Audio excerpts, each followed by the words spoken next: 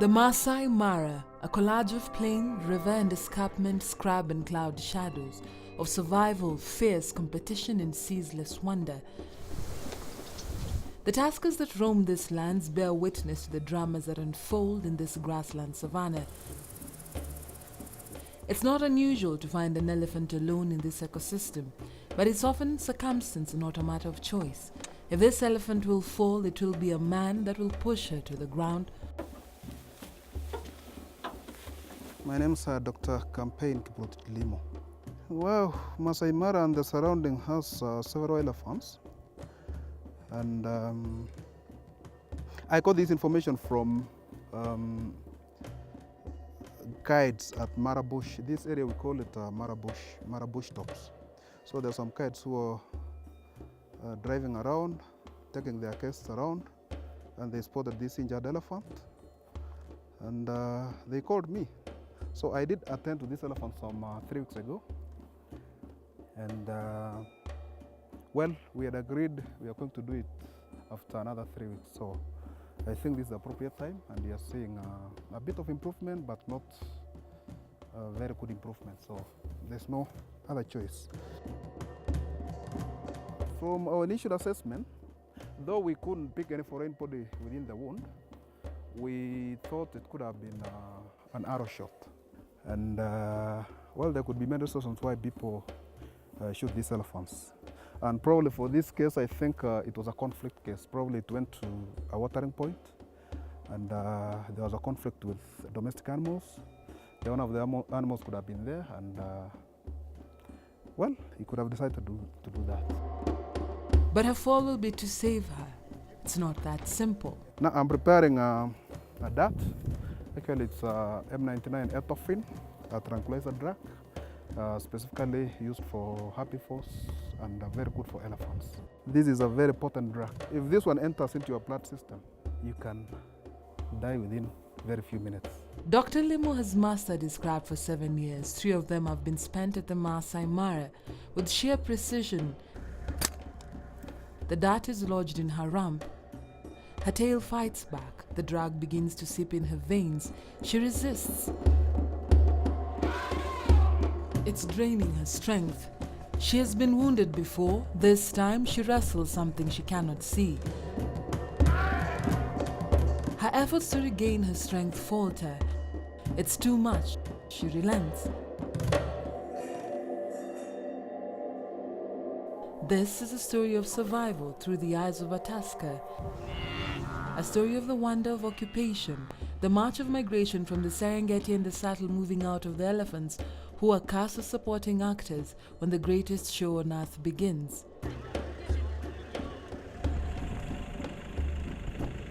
They have come again in their millions as they do each year. From July to October, wildebeest, Thompson gazelles, topi, elands and zebra, searching for fresh pasture. It's the more than 1.5 million wildebeest, gazelle and zebra that are migrating, that are getting the attention of everyone. While from here, everyone just wants to get the best spot. We've been standing here at one of the crossings in the Mara, and it's been difficult to sight the wildebeest crossing from this side to the other side. And just the slightest of disturbance can get them looking for another crossing. There are 2 sides to the crossing, the one you see at first and the one you must linger long for.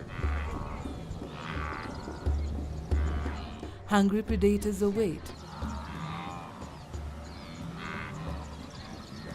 It's a circle of life.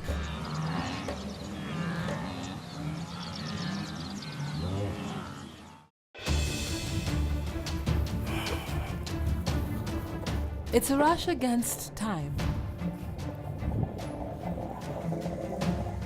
Her trunk, a fusion of the nose and upper lip, so strong yet so vulnerable, more sensitive than a bloodhound's nose. Dr. Limo and his team have to make the laceration. This is her map of blood. The instrument causing her pain must be drawn out. The first time they treated her, they could not find it. Will they be successful this time?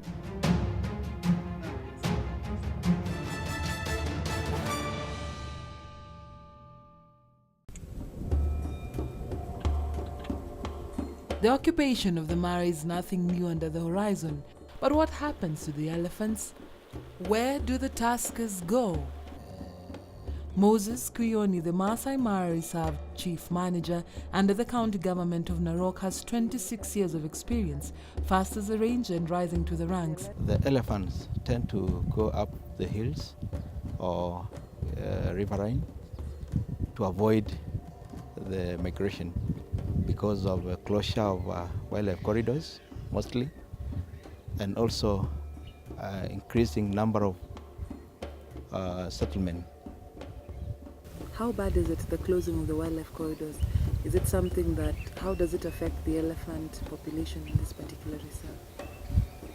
Well, that one will force the elephant to go back to Tanzania or other areas where there is no disturbance.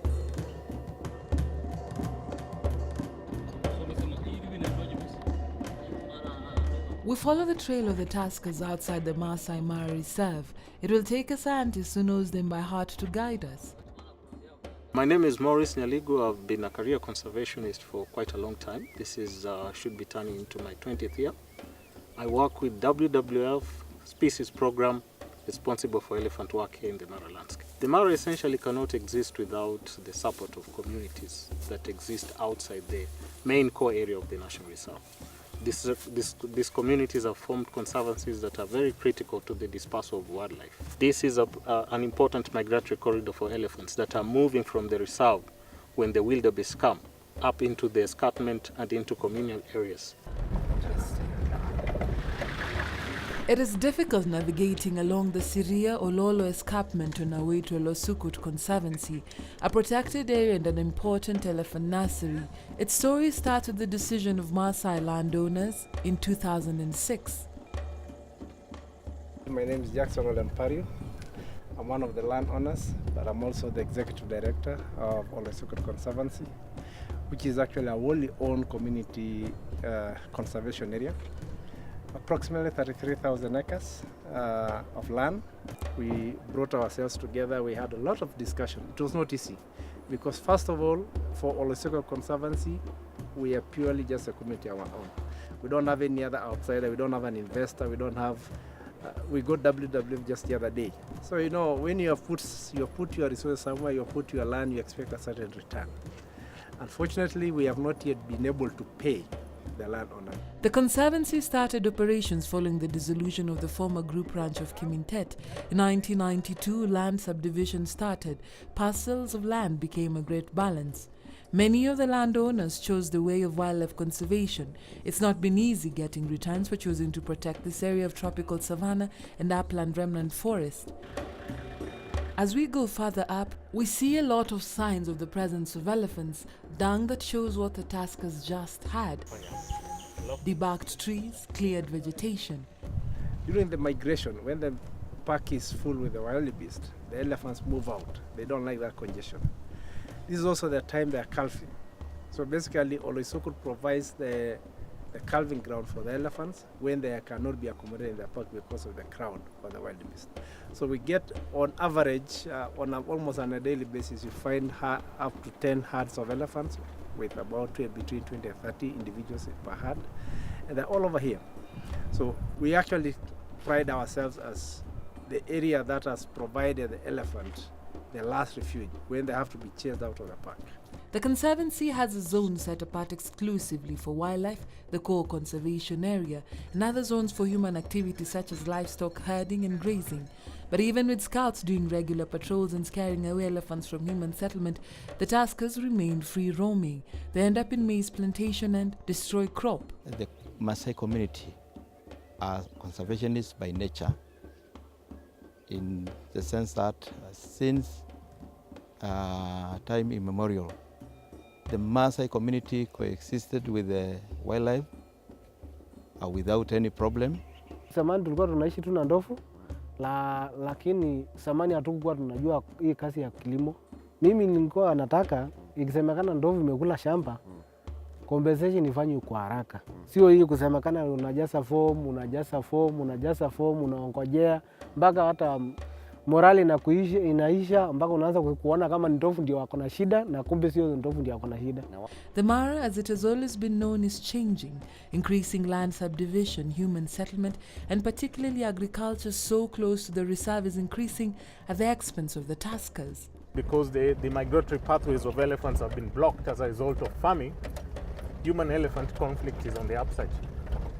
Betty Maritime doesn't shed tears for elephants. For her, they spell destruction. Kila siku nasikia ndovu nafika kelele kwa shamba. Nafungusa ile mtu nachunga mahindi, nafungusa mpaka ndani, mpaka naingia ndani. Mimi tu nakuja hapa kulima.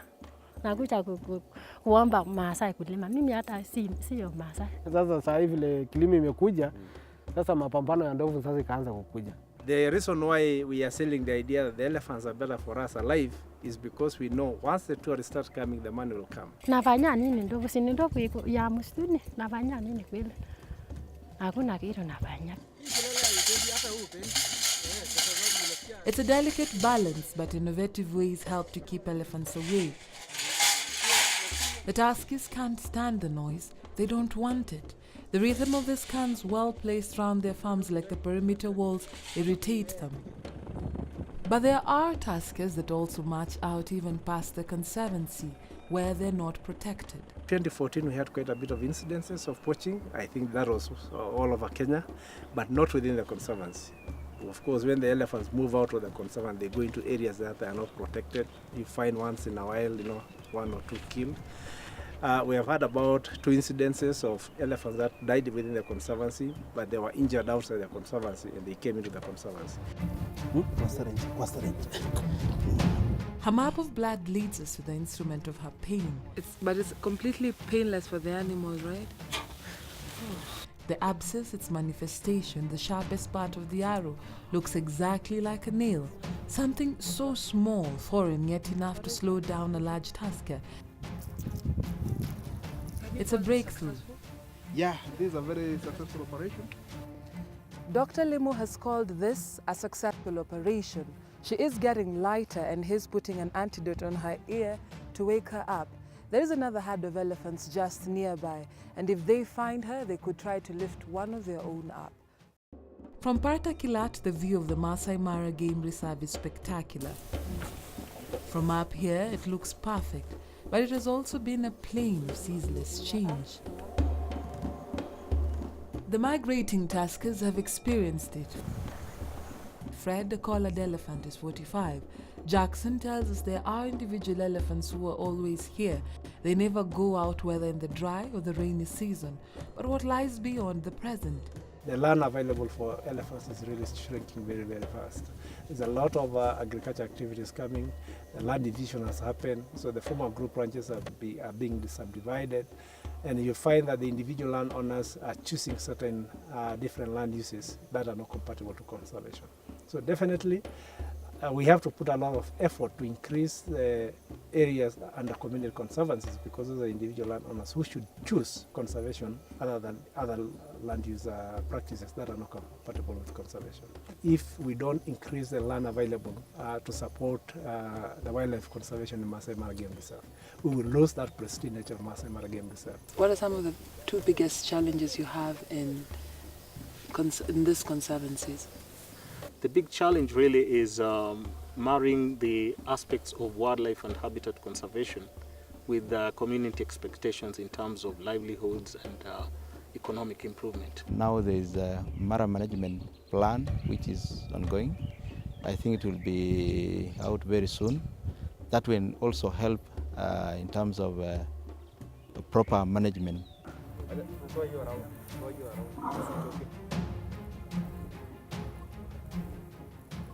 She awakes. She knows someone has drawn out something from the leg that slowed her down. Yes. Dr. Limo and his team have to lift her up before the herd comes. It's a daunting task. Her weight overwhelms one man.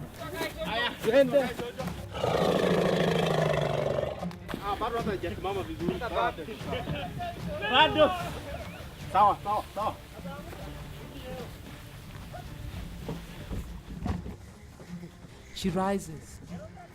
The work is done. There is gratitude she cannot convey in a way we understand, but Dr. Limo knows.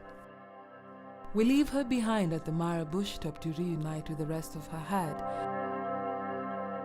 In October, as every year, the greatest show on earth will come to an end. The march out of the Mara will begin for the wildebeest, zebra and gazelle back to the Serengeti. They will know which way to go and wait for the rains and the new grass to grow again. We don't stay long enough to witness the march of the tuskers that moved out, moving back in. We know in due time they will go back to the Maasai Mara reserve, a collage of plain, river and escarpment, scrub and cloud shadows of survival, fierce competition and ceaseless wonder. Dorcas Wangira, KTN News for the March of the Mara.